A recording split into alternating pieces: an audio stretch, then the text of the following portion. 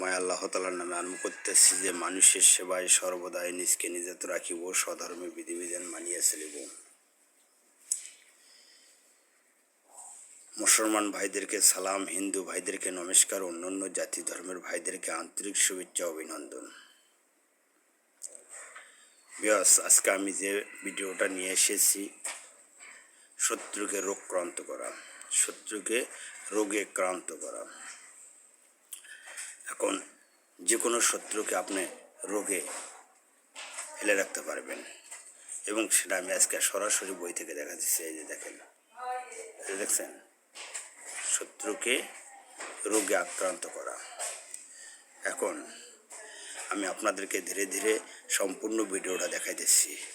এই যে দেখেন, সুমাইয়া সুমাইয়া অমুকের উপরে নজর বান মারি, দালাল জপি দিলাম তবে বান আমার মন্ত্র যদি নড়ে সরে, চন্ডী মায়ের মাথা ধরে। এটা হলো মন্ত্র।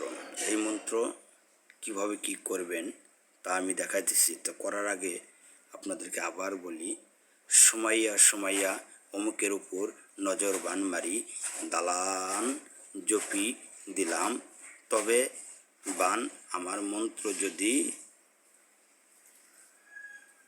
লড়ে সরে, চন্ডী মায়ের মাথা ধরে।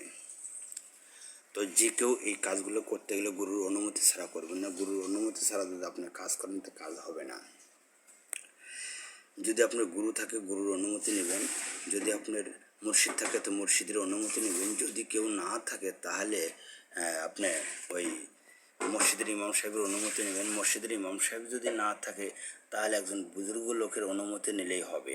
তবে আমি নিয়মকানুন বলতেছি, অনুমতি ছাড়া কাজ করবেন না, আমার অনুরোধ। তবে যে সকল ভাইয়েরা আমার চ্যানেলটাকে দেখতেছেন, সর্বপ্রথম সাবস্ক্রাইব করবেন, বেল বাটন টিপ দেবেন এবং লাইক করবেন। ভালো মন্দ জানার জন্য স্ক্রিনটে কমেন্ট আছে এবং ফোন করে জানবেন, এবং অনুমতি নেওয়ার জন্যও আপনাদেরকে এজাজত দেওয়া হয়। কোথায় থেকে ফোন করতেছেন, কোথায় থেকে কমেন্ট করতেছেন, অনুমতির জন্য এজাজত আমি নিজেও দেই। তবে দেখেন, হ্যাঁ, এই যে নিয়মটা, অনেক শত্রু আছে মানুষের অনেক ক্ষতি করে থাকে। তবে এই কাজ বা এই কবজ দিলে শত্রুকে অসুখ করে রাখা যায়। তবে এই কাজ কবজ দ্বারা শত্রুকে মারা যাবে না। এই যে দেখেন, দেখছেন, এই যে দেখেন, খুব সুন্দর করে লেখা আছে।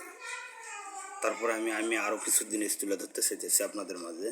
তো ব্যবহার নিম্ন এসএম লিখে শত্রুর নাম দিয়ে, শত্রুর বাড়ির ধুলার মাটি দিয়ে আগুনে পুড়ে ছাই একটি এসএম গায়ে ওপরে মন্ত্র লিখিয়া শত্রুর গৃহে দাপন করিবেন। তাহলে 7 দিনের মধ্যে শত্রুর শরীরে অসুখ দেখা দিবে, অন্যায় কাজে নিষেধ। এই যে সেটা। তবে আমি আপনাদের মাঝে যেভাবে তুলে ধরছি সরাসরি বই থেকে কাজ 100% কাজ মিস হবে না। গুরুর অনুমতি ছাড়া কাজ করবেন না। আপনার কাছে আমার একটা অনুরোধ, তাই আমি আপনাদেরকে বলি, গুরুর অনুমতি ছাড়া কাজ করবেন না। আমি এই পর্যন্ত রাখলাম। আসসালামু আলাইকুম।